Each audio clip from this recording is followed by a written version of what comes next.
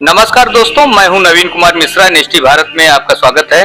जैसा कि आजकल सिर्फ एक ही चर्चा चल रही है कि स्वामी प्रसाद मौर्य रामचरितमानस को लेकर एक टिप्पणी की है, जिसमें एक चौपाई आती है सुंदरकांड में कि शूद्र गवार ढोल पर सुनारी सकल ताड़ना के हथियारी, और इसी बात को लेकर चर्चाएं फैली हुई है। और सफाई देने के लिए जो है मोहन भागवत भी सामने आए, बताया कि जो भी चौपाई वगैरह लिखी गई है ये सब पंडितों ने लिखी है। इसी विषय पर आइए हम बात करते हैं। आज हमारे साथ हैं समाजवादी पार्टी के जिला उपाध्यक्ष पप्पू यादव। तो सबसे पहले आपका हमारे चैनल में स्वागत है। धन्यवाद।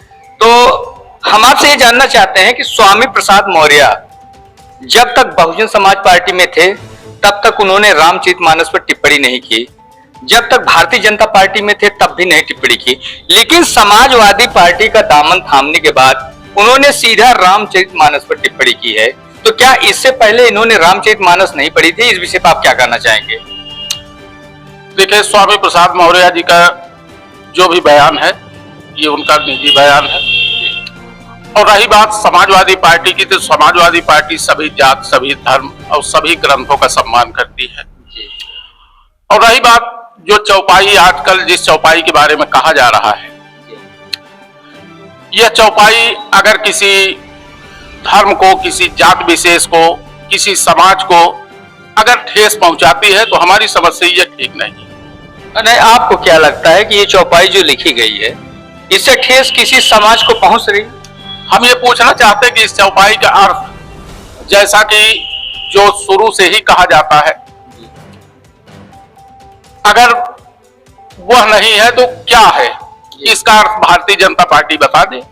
आप रामचरितमानस पढ़े हैं, मैं जान रहा हूँ जी। और हर चौपाई के नीचे उसका अर्थ भी लिखा गया है। तो शूद्र गंवार ढोल पर उसके नारी के इस चौपाई के नीचे क्या अर्थ लिखा गया वो पढ़े हैं आप? जी, पढ़ा हूँ। क्या लिखा है उसमें? अब उसमें जो जिस तरह से जो बातें सामने आ रही है, तो उसमें तो यही आज जिस तरह से शूद्र अगड़े पिछड़े की बात हो रही है तो उन्हें शूद्र के लिए कहा गया है।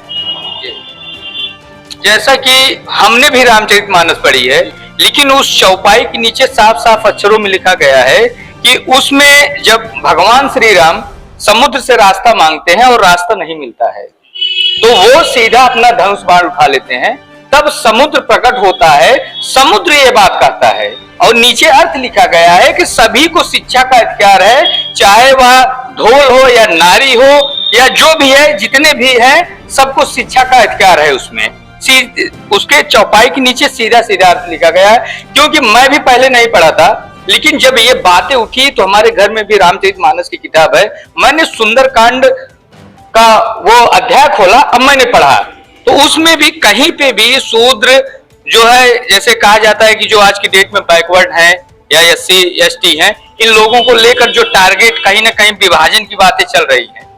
तो इस विषय पर आप क्या कहना चाहेंगे? देखिए, भारतीय जनता पार्टी बंटवारे की राजनीति करती है जी। भारतीय जनता पार्टी धर्म और जात की राजनीति करती है। समाजवादी पार्टी सभी धर्म और सभी जात को लेके चलना चाहती है और समाजवादी पार्टी सबके साथ खड़ी भी है। इस चौपाई से आपको कोई दिक्कत है?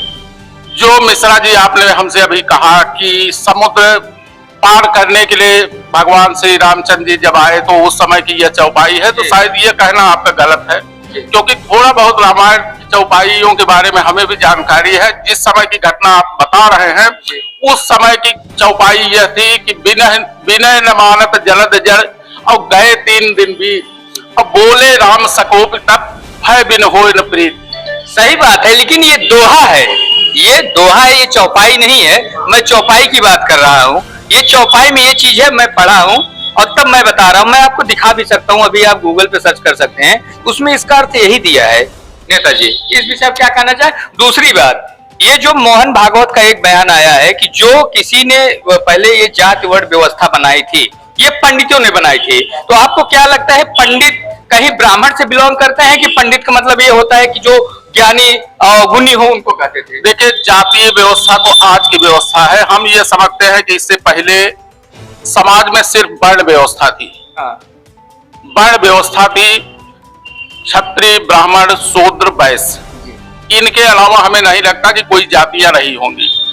आज अगर हमारे समाज में, हमारे बीच में आज अगर हजारों जातियां खड़ी हो गई तो ये किसकी देन है, किसकी व्यवस्था है? आप बता दें हमको। भाई जातियों में विभाजित हमको आपको किसने किया?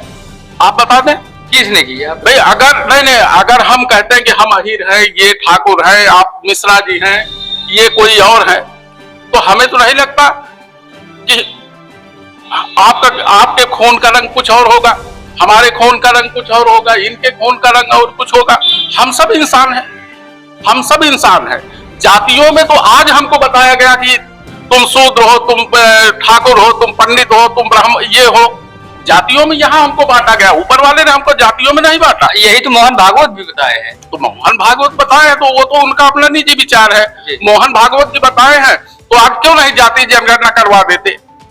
भाई उनकी संघ और भारतीय जनता पार्टी दोनों एक ही है, एक गाड़ी के दो पहिए हैं। हम कहते हैं कि आज जाति जनगणना से क्यों भारतीय जनता पार्टी भाग रही है? क्या नहीं करवाना चाहिए उनको जाति जनगणना? भाई जाति जनगणना करवा दे, अपने आप साफ हो जाएगा सब कुछ। तो कुल मिला के आपका ये अच्छा, ये जो अपने संविधान में लिखा है कि ये SC ST कैटेगरी हैं, बैकवर्ड हैं, ये सब है, क्या इसमें भी सुधार होना है? अगर आप समानता की बात करेंगे, कहीं न कहीं ये ऊंच नीच की जब भी बात आती है तो कहीं न कहीं एक ब्राह्मण तबके को ऊपर रखा जाता है, क्षत्रिय को ऊपर रखे जाता है, सामान्य के अंतर्गत जो आते हैं ऊपर रखा जाता है, और कहीं न कहीं जो अदर कास्ट के आते हैं जैसे यादव हुए, मौर्य हुए, उन लोगों को जो है नीचे कैटेगरी में रखा जाता है। तो क्या ये सुधार होना चाहिए संविधान में भी? देखिए, समाजवादी पार्टी समानता की बात करती है, सामाजिक न्याय की बात करती है। अगर हम आप यह जानते हैं कि हमारा दलित समाज, हमारा पिछड़ा समाज आज समाज के निचले पायदान पे है, तो क्या उसको आरक्षण नहीं मिलना चाहिए? उसको सामाजिक न्याय नहीं मिलना चाहिए?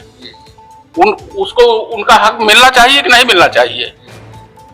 तो अगर आरक्षण की बात, आज भारतीय जनता पार्टी पिछड़ों का, दलितों का आरक्षण खत्म कर रही। आपने देखा है कि भारतीय जनता पार्टी की साजिश के तहत नगर पालिका और नगर निकाय के चुनाव में OBC का आरक्षण ही समाप्त करवा दिया गया। तो ये किसकी चाल है? भारतीय जनता पार्टी की चाल है। ठीक है, लेकिन बयान तो स्वामी प्रसाद मौर्य ने दिया है। देखिए, स्वामी प्रसाद मौर्य जी ने जो भी कहा है ये उनका बयान है, स्वामी प्रसाद जी का। नेता जी, एक बात ये बताइए कि रामचरितमानस 400 वर्ष से पहले लिखी हुई ये पुस्तक है, ये बात समझने में इतना समय कैसे लग रहा है लोग? अच्छा, एक चीज बताएं, भगवान राम जो हमारे आदर्श पुरुष हैं, भगवान रामचंद्र जी का जन्म कब हुआ था और तुलसीदास का जन्म कब हुआ था? भगवान राम और तुलसीदास जी में कितनी दूरियां रही होंगी? हजारों हजार साल की दूरियां रही। तो ये ग्रंथ तुलसीदास जी ने किस आधार पर लिखा? ये तो रामायण का रूपांतर है, अवधी भाषा में लिखा गया। इससे पहले रामायण जो कि महर्षि वाल्मीकि थे उन्होंने लिखी थी, उसके बाद वही चीज रामचरितमानस में लिखी गई जो कि अवधी भाषा में लिखा गया है, जिसको लेकर ताड़ना वगैरह का ये जो बातें आ रही हैं, कई लोग कह रहे हैं कि पीटना है, कई लोगों का कहना है कि समझाना है, ये सब बातें अब निकल के आ रही है। देखिए, ये गलती छिपाने के लिए हजारों झूठ बोलने पड़ते हैं। तो अब उस चौपाई के जो भी अर्थ रहा हो, उनके द्वारा जो विद्वान लेखक थे, उनके द्वारा जो भी उनके दिमाग से जो भी उसका अर्थ रहा होगा, लेकिन शायद आज जो हमारे समाज में प्रचारित है उसका अर्थ वही है जिस पे हम आप चर्चा कर रहे हैं। अच्छा, आप जिला उपाध्यक्ष हैं प्रतापगढ़ के, आपको क्या लगता है 2024 में सरकार किसकी बन रही है? देखिए, 2024 में भारतीय जनता पार्टी का सफाया होगा, ये तय है। अब सरकार का नेतृत्व कौन करेगा ये तो आने वाला समय बताएगा, और हमारे आदरणीय नेता आदरणीय अखिलेश यादव जी वो तय करेंगे कि नेतृत्व कौन करेगा। ये रहा कि समाजवादी पार्टी मजबूती से उत्तर प्रदेश में और दूसरे भी प्रदेशों में मजबूती से चुनाव लड़ेगी, और हमें उम्मीद है कि हम कम से कम 75 से 60 सीट तक हम समाजवादी पार्टी के उत्तर प्रदेश में हम जीत के आएंगे। अच्छा, दोस्तों, ये समाजवादी पार्टी के जिला उपाध्यक्ष थे पप्पू यादव जी। इन्होंने बहुत बेबाकी से हर प्रश्नों का जवाब दिया, हम इनका बहुत बहुत धन्यवाद करते हैं। मैं कैलाश सिंह, नगर अध्यक्ष समाजवादी पार्टी पट्टी। अच्छा, तो क्वेश्चन तो वही रहेगा कि स्वामी प्रसाद मौर्य का बयान क्या क्या कहना चाहेंगे इस बयान पे? मैं आपको बताना चाहूंगा पत्रकार महोदय, हमारे नेताजी जैसे आपने स्वामी प्रसाद मौर्य जी की बात कही है, तो आप तो इसके पहले भी सुन चुके हैं कि ये उनका निजी राय हो सकता है। और रही बात समाजवादी पार्टी की बात, तो हम सारे समाजवादी पार्टी के लोग सभी धर्मों का, सभी ग्रंथों का सम्मान करने वाले लोग हैं, भगवान राम भगवान कृष्ण के आदर्शों पे चलने वाले लोग हैं। और ये भारतीय जनता पार्टी के लोग हैं, इनको तो सही चीज पे कोई बात नहीं करनी है, केवल जनता को बेवकूफ बनाना है, जनता को चूतिया बनाना है, इनको अनावश्यक विषयों पर उलझाए रखना है। अच्छा, स्वामी प्रसाद मौर्य को ये बयान देना था नहीं देना? देखिए, मैं इस पे कह चुका हूं कि उनका आपको क्या लगता है कि ये बयान देना उचित था? अब ये वो बता सकते हैं, इस पे हम क्या कह सकते हैं। ये उनका निजी बयान, ये उनका निजी बयान। अच्छा, ऐसा क्यों होता है कि हिंदू धर्म को लेकर ही बार बार टारगेट किया जाता है और किसी धर्म पे कोई कुछ नहीं बोलता है? देखिए, भारतीय जनता पार्टी के पास कोई मिर्च मसाला तो है नहीं, उनके पास सिर्फ यही केवल हिंदू मुस्लिम छोटे बड़े ऊंच नीच भेदभाव की यही सब राजनीति करके उनको अपनी राजनीति की रोटी सेकना है। बयान तो स्वामी प्रसाद मौर्य जी के थे, भारतीय जनता पार्टी नहीं, इसके पहले स्वामी प्रसाद मौर्य जी भारतीय जनता पार्टी में भी तो थे, वो बहुजन समाज पार्टी में भी थे। बहुजन समाज पार्टी में भी थे। हाँ। तो जब यहाँ थे तब ये लोग तो कोई बात नहीं कर रहे थे। आज जब वो समाजवादी पार्टी में है तो ये लोग तमाम तरह की ये दोहा हटाना चाहिए, जो चौपाई है ये हटना चाहिए कि नहीं रामचरित मानस?